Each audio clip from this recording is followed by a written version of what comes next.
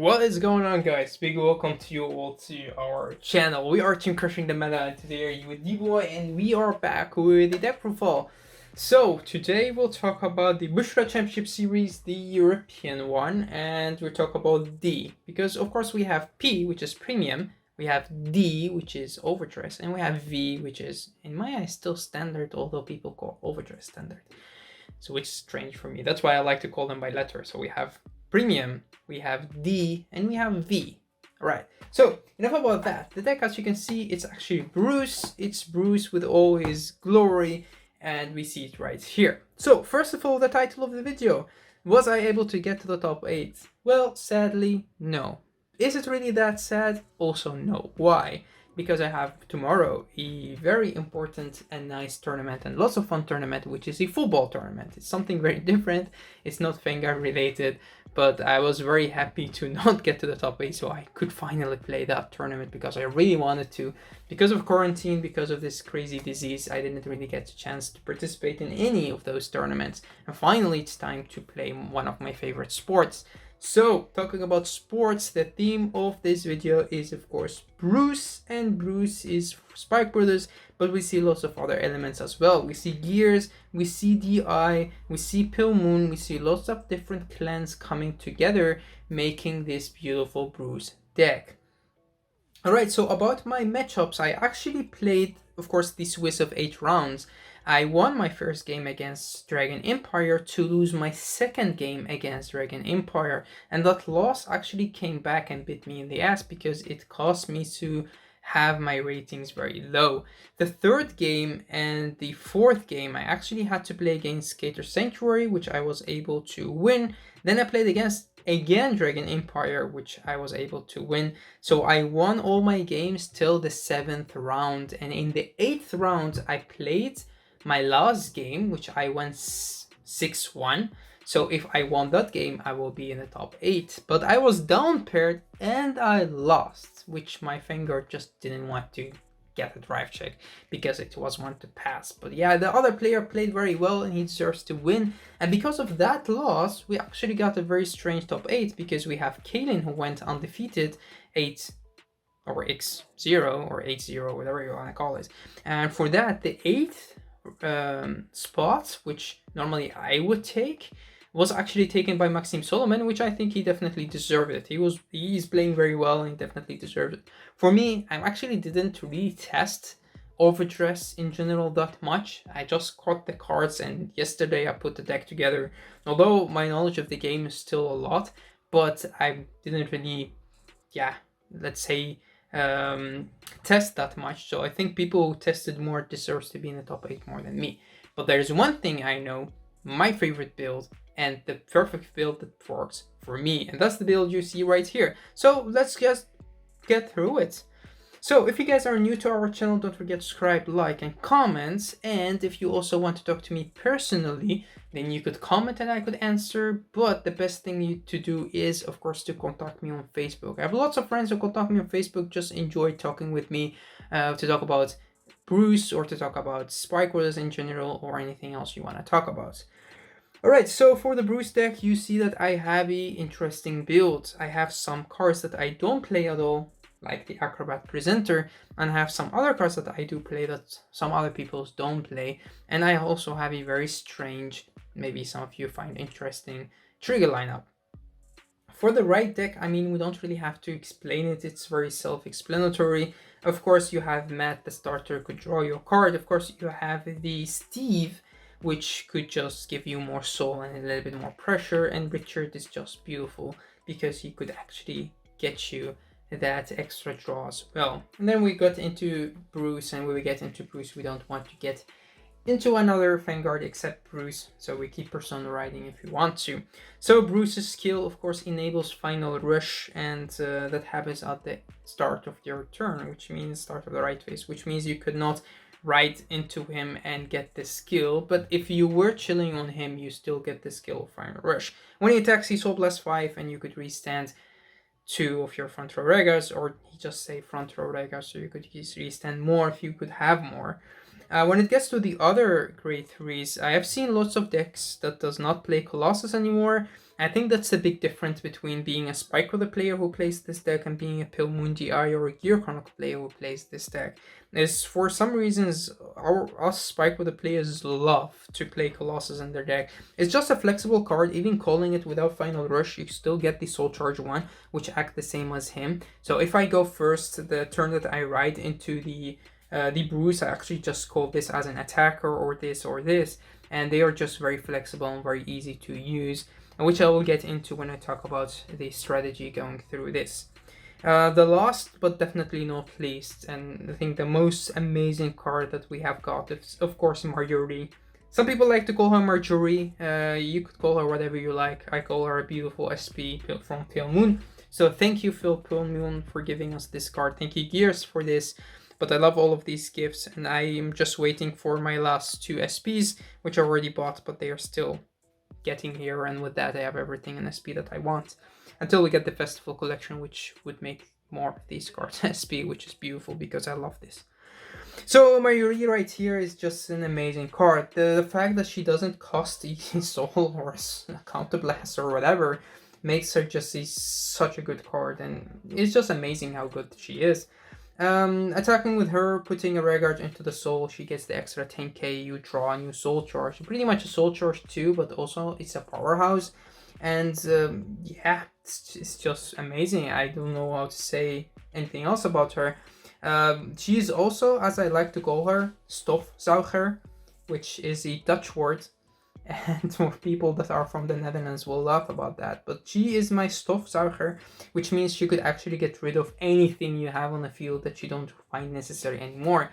So if you ride into this first, let's say that, and then you call the Colossus on the field, and next turn you would have the Colossus on the field that you don't want to do anything with it. Sometimes having to Broody as well, as when you have it in the front row chilling, and if you don't really get the right chance to use him, sometimes just move him to the back row, call this, and then you just put that into the soul to use their skill. It doesn't really have to be a booster, it could be anything. I've even had some games where I put Bruce into the soul and then get him back with the Bulb Dragon. It's just easy, but it's just really good. Giving the soul, giving the draw, giving that field control to have over your own field is just really good. I think this is one of the cards that we will play for a very, very, very long time. Alright, then we get into the grade 2s, and Eden's being there, I mean, it's just like Richard, which is just good because it gets the extra 5k and makes him amazing. But also, don't forget that he gets the crit when he restands, and that combines very well with his first ability because of the fact that the first ability gave him the 5k and a crit, which is good, but then the second ability would mean even if they take the first attack, you could still counterblast and retire from them. And sometimes you just attack into one of their rear guards, and then they would have to guard, because if they don't, then you retire that rear guard and another rear guard. So Eden right here, I've seen people kind of dislike him a little bit and try to take him out, but I would definitely keep playing him at 4. And one other reason why I would is because, again, he's beautiful SP. Okay, so we get into Broody. I love to have 4 copies of this in my deck and not less. It definitely is a card that would be taking out if needed, but it's just a flexible card. You could put it on the field, you could rush with it, you could guard him with it from your hand, you could see people taking him out. It's just really a very, very good card, and I don't really see a reason why not to play 4 of. We also don't really have any other grade 2s that we would like to run in the deck except these 2, and these are tech cards, so definitely play them at 4. For the other grade 2s that I play these beautiful DI cards. This of course only plays a Counterblast 1 and a Soul Charge 2. It's important because I don't play Acrobat Presenter in here. And this is a beautiful card, which both of them are on holo, which makes it even more fun for me to run them because I love to have my deck hollowed out. And this is just good hit pressure. To combine this in the early game, putting it on the field, your opponent just don't want to take the attack. Whenever it hits, it's just get the soul charge. It doesn't even have to hit the Vanguard. The second ability, you don't really use that much, to be honest, because you don't really get into that 10 card soul. But for some people, these cards, your opponent just want to take out. They just don't want to have them on the field. But that extra soul charge, the hit pressure is beautiful. And to have just that 1 copy of her in there is just amazing. I will also talk later on about what happens when you go first or second, because this, and this are cards that you actually, especially these two, are cards that you want to run if you sometimes go second. But when you go second, you could rush it a little bit, and these are cards that you could just put on the field. And when your opponent rushes you back, you could destroy them, because when you go second, normally you'd have more cards on hand, which is good, because you have your drive check, but you also have your draw from mat. When you get to the grade 1 lineup, again, the big thing right here that you see is not the glare on the SPs. No, that's not. Even though it's a beautiful SP, no, that's not what you see. The big thing that you see is the fact that I don't play Acrobat Presenter. I just dislike the cards, to be honest. Looking at the grade 1s, like the other grade 1s that you could play, is, of course, we have, let's show them right here. So these are the other grade 1s that you could play, and for some reason people actually love to play the Acrobat Presenter, but I just dislike him. Oh, you can't see them. There he is, the Acrobat Presenter. I'll just take him out. So Acrobat Presenter right here is a card that when you attack with it or boost with it, you could soul charge 1 if you have Bruce as a Vanguard. And of course it could soul charge 2 if you're on Final Rush. The problem with it is it does soul charge, and it's not up to you to soul charge or not. And whenever you move this to the front row and you attack with it twice, it's soul charge 4, and that's crazy because you will deck out. And you don't really have to use Bruce that much, so there is no fucking reason to play it, and I just dislike it. I love the art, I love the name, but the skill, it just doesn't work for me. It doesn't work for my playstyle. So the other cards that you could run in here, of course, you could put him at 4, you could put him at 4, or you could just run other cards that you want to try out.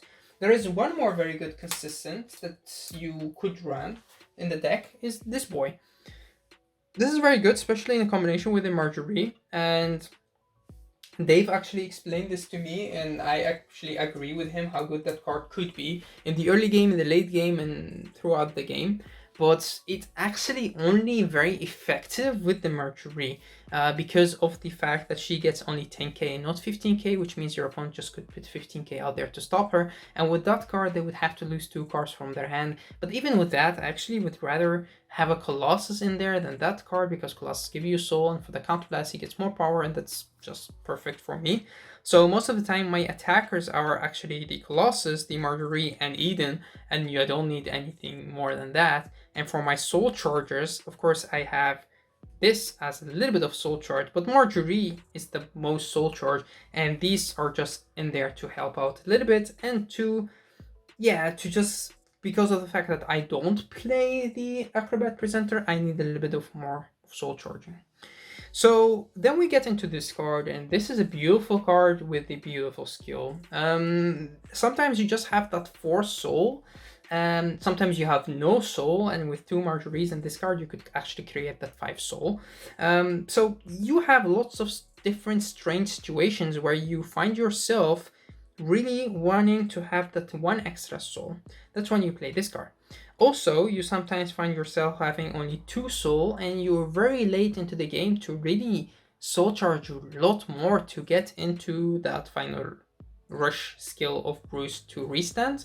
So what you do, you could also just call this card soul charge 1, then soul blast 3 to draw a card. It happens to me sometimes when you top deck this card, that still works. Sometimes you could just top deck Bruce, you could persona right, you top deck again this card, you call it to the field, and the perfect thing about this is you just forget about the Bruce skill, you just use this guy's skill to draw 1 more and call another attacker, and whatever you call it still hits because of the persona right ability. So you're really a very good card. Also, don't forget, if you go second, this is a card that puts pressure on your opponent because it's a great 1. It does what it was able to do, which is just a soul charge, and for some reason this card, your opponent just want to get rid of them. The same goes for Broody. They just attack into it and get rid of it. So that's it for the main deck. We'll talk about the triggers now. I mean the main normal units of the deck. So of course the over trigger, we don't have to talk about that. I mean, it's self-explanatory. I've seen people run the other over trigger as well, being the Elemental one or being the promo. Yeah, I could understand why people want to run these, because definitely when you attack with the Bruce, these are more explosive, and they actually give the front row, I mean the two attackers, both the 100 million. So I see why people are playing this, but one of the best over triggers is actually the over trigger from the Dark State. And when people could not agree with me on this, and sometimes it feels a little bit underwhelming, whenever you drive check him in your first or second drive check for the whole game, you will actually keep that power and crit, which makes it really irritating for your opponent to deal with it. So yeah, definitely play this. Also, it's an SP, I mean, why wouldn't you play this? Then I play only 2 draw triggers. I find 2 draw triggers more than enough. Seen people run more, I've seen people run no draw triggers. I just like to have them in there. And sometimes it confuses your opponent on what your trigger lineup is. Do you play the extra crit? Do you play fronts? Whatever, what do you play? They just don't understand. And that's one of the reasons why I love to mix things up. So 2 draw triggers is good because there is a less chance of me drawing a draw, although I still did it in this tournament. In 8 matches, I still drew a draw. I don't know how I have that skill, but I always draw a draw. But yeah, the 2 draw triggers, I love the arts. I love having the draw triggers. If you get them in the early game, you could just discard them. And with that, you could just ride. You could have them on the field as booster. You could put them in your soul with the Mercury and you just draw. It's just good. You could discard them with the perfect guard. You could do whatever you like. I mean, it's just a very, very flexible trigger, which makes it easy to play. For the crits, I play the 5 crits. Reasons are simple. The crits are very good, especially when you have a Marjorie or Marjorie and you have the Eden in the front row. Because when you restand with Bruce, normally if your opponent's chilling on 4 damage, they would not take the Bruce attack because you have the over trigger, because you could get a crit. So they would guard that, and because the Eden would restand, he gets the crit, and the other attacker doesn't get a crit. So that's when you want to drive check at least 1 crit to give it to that, and with that you could just kill your opponent because you could just put them from 5 to 6. I mean from 4 to 6, so you could do them to do damage. Although I also found that in the late game the crits won't do a lot anymore. Why? It's actually very, very simple, because your opponent would take the first few attacks to be on that 5 damage because they actually expect you to get a crit and expect you to restand their Eden, and with that they don't feel it's necessary for them to gamble on you getting the crit or not. So with that they guard, and they keep enough cards on hand to guard that attack when you get a crit. And then the fronts actually become even better because the Eden is only 15. With your Persona, right, it's 25. And when you boost it with an 8k, it could hit 33. But when you give the front, that's perfect because everything will get that power. If your opponent's already on 5 damage, you get that in the 2 to pass sometimes scenario. You don't really have to gamble on giving the power to the Vanguard or Vanguard because everything will get the power. And don't forget, defensively is this card amazing because your front row most of the time is Eden and Marjorie. And you also actually want to keep them because their skill is not on place. Their skill would work next turn as well. So that's the reason why the fronts, in my eyes, very good. Do we need to play more than 4? No. Could you cut them to 3? Yes. What would you like to add? Pretty much up to you. Another crit if you find crits more into your playstyle or more needed in your games. And of course, you could always add a draw. Draws are always nice. So pretty much you need to play 3 in my eyes, but you could just take the 4th one out or just keep it. I love the art, I will keep it. Also, I'm finally able to play fronts in Spike, so definitely play them. And then of course the 4 heal, the Ariana. There is no other heal that we would play. So this is actually it for the deck list. Again, if you have any questions or if you wanted to go more into some of the skills, I could talk about that. As you see, I explained some of them, but not all of them. Like the Brutal type Dragon is good. This card is just good. I mean, just having this card in your deck is good. I could see people playing 4 copies of it. The flexible cards that you could take out, some people would say the 3rd Colossus, and these 2, you could even 1 more copy of him. So you have like 4 cards in your deck that you could put at whatever you like. these 4 are not necessarily needed. You could put another Bulb Dragon, you could keep the Colossus, you could run whatever you like. And in the future, of course, we will have the other Grade 2, which is the Grade 2 from the Festival Collection, the Grade 1 as well. And with that, you could change the deck a little bit to make it like that.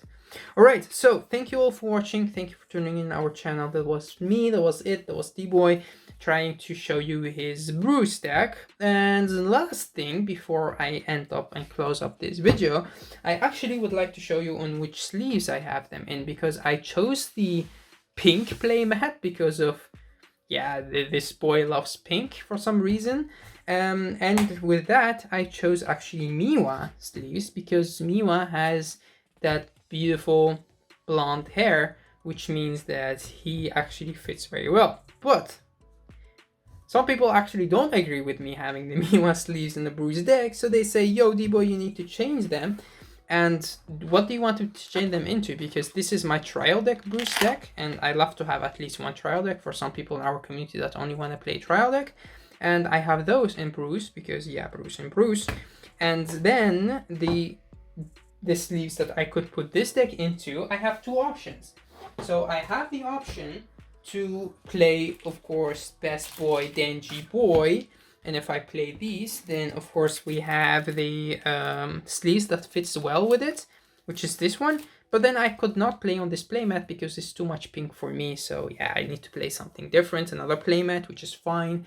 But some other people actually want me to play this, as in put my deck in. Why? Because if you don't know, I have a shaved head and I love the color purple, so, and it fits very well with the playmat and they fit well together. So it's pretty much up to you guys. If you say, yo, D-Boy, if you want to keep the deck in Miwa, I will definitely keep the deck in Miwa. If you say no, Miwa is just not the right card for the clan, then pick one of these 2 and I will change them into. So the next time I will feature this deck in a video, you will see one of these 2 sleeves. It's up to you. The majority would choose just put Donji or Bald Head Boy into the comments, and I will definitely see how much they score.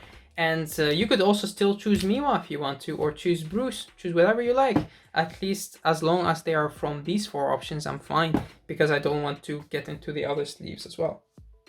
Okay guys, thank you for watching, thank you for keeping up with me and staying this late into the video, and I hope to see you in the next video as well. So till next time.